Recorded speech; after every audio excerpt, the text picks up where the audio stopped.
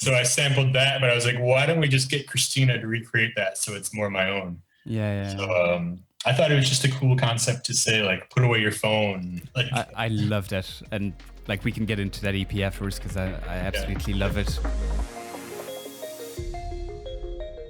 It's a good segue into Kodak Dreams. I do want to talk about it.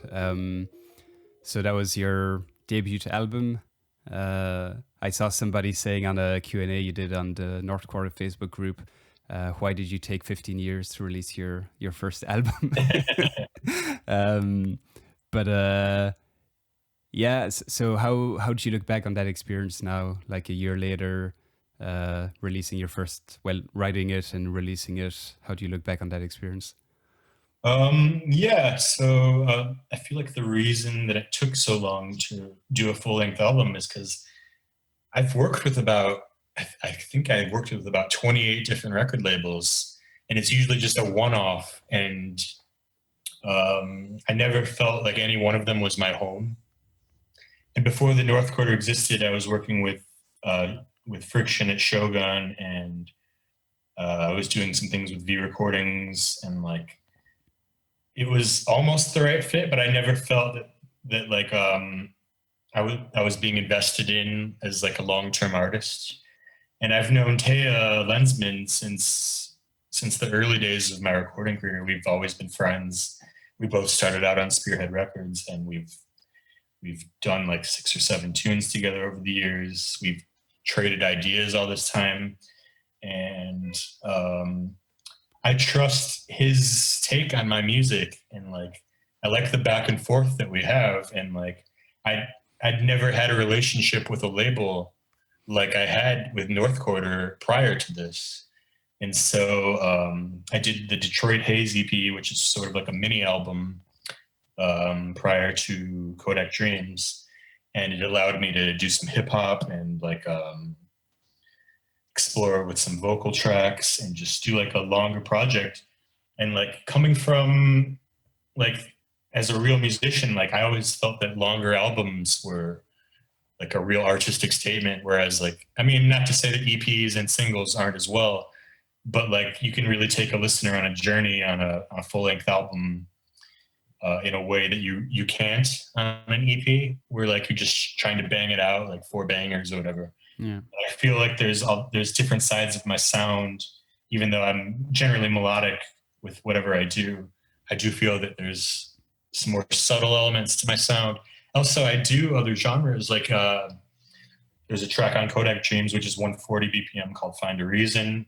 There's 3 hip hop tunes on there, and there's all these interludes. Yeah. Like I'm a fan of Madlib and J Dilla and DJ Shadow and all these things where like these little 45-second interludes really tie in the project together. So I really wanted to do an album on the North Quarter, and how it really works is that I just sort of fill a folder of tunes on Dropbox. Me and Lenzman, we both have access to it. And I just filled that folder with about 30 different sketches. Not even like fully finished tunes, just sort of like, some of them are just sketches and some of them are more developed than others. But I mean, we narrowed it down to 14 or 15 of them. So it's like, yep, we're doing an album now. So I did sort of want to sum up my sound in like a more modern way, try and update the drums a bit and the mix downs and the sound design, but really just focus on like the things that I've always loved, like funk and soul, and my own way of chopping up samples, but also adding my own keys and guitar and a lot of my own synthesis, trying to like connect the worlds of sample based with my own production, my own keys. I play piano and keys. So with Kodak Dreams, it was just sort of trying to sum up my own sound in a 2018 way. And I ended up putting about 18 months into it, because once all the tunes were selected, then we had to get them to like a really polished place. Because with the North Quarter, Lenzman really likes all of our output to be as polished as possible. So with Kodak Dreams, I was just trying to sum up my sound as best as I could with like sample based and more like my own synthesis, my own playing. And the interludes really tied it all together. And the theme of Kodak Dreams was basically that I discovered all these photos from my childhood in Detroit when I visited my parents' house, and I brought them back to the Netherlands.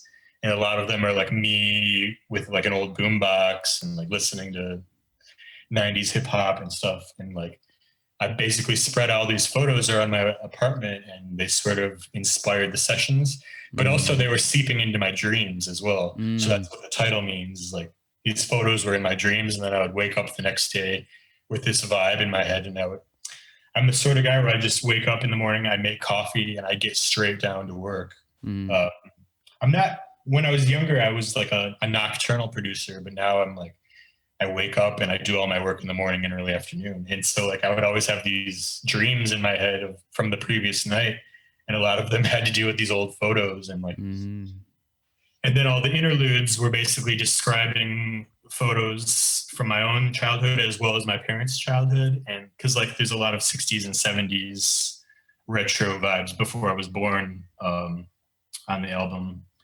So yeah, with the interludes, I was just trying to describe my past, basically. Yeah. Tell me about the girl who speaks on your album, because she's also, if I'm not mistaken, it's the same voice in the intro of your Newport Magnetic. Her voice is like perfect for your style of music. I find it's like you just want to lie down and and just chill out.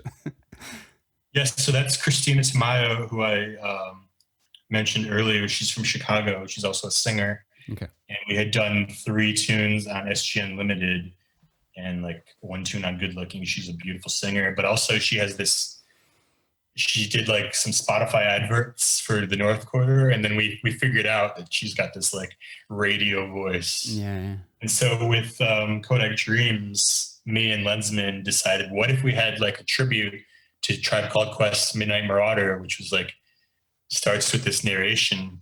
And so I basically hired her to narrate my album for me. And then, like you said, with the opening to Newport Magnetic, track called Botanical Life, I had sampled a yoga podcast. Oh, really? Yeah.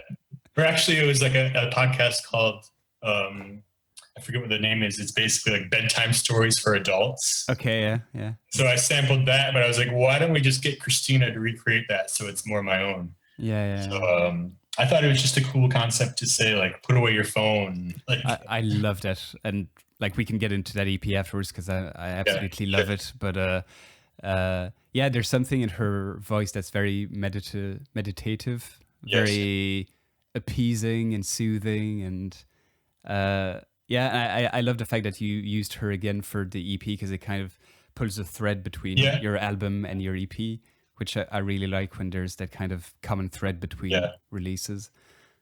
Yeah, thank you. I hope other people picked up on that. I think it's more of a subtle point, but yeah, just the consistency and like sort of like here's the next episode of that. Although I wasn't describing photos anymore, and I mean, we can talk about Newport Magnetic, but with that one, I tried to have it more like a modern, it's still very nostalgic, I think, but I tried to have more modern sound design, modern drums. Yeah. I had worked with Paula and Bryson and Sattel on some collaborations, and they're a bit younger than me, and I just learned some new tricks, and I just wanted to apply it to my own music. And that track Albion Road that I did with Paula and Bryson was like kind of a big hit in the North Quarter world. And so Lenzman was like, that's the future of your sound right there. So I tried to make something that was more forward thinking in terms of sound design. Melodically, it's still very much me, and I'm a nostalgic person, so I'm always throwing in jazz chords and licks and such, but I just tried to make something a bit more modern and forward thinking with Newport Magnetic. And it's just it's just an EP this time, so it doesn't necessarily have the bigger theme that Kodak Dreams had, but maybe in a sense it does have a theme, and I'm just not picking up on what it is. Yeah, or maybe people can pick it up for themselves. Yeah, that's what I like. Leave it open to interpretation. That's what I like to do. Yeah. And even Kodak Dreams, I like to leave that a little bit up to interpretation, because it means something very specific to me, but I don't want to like literally say what it means, because it makes it more special for other people when they have their own like interpretation of what it means to them. So. Yeah, no, definitely.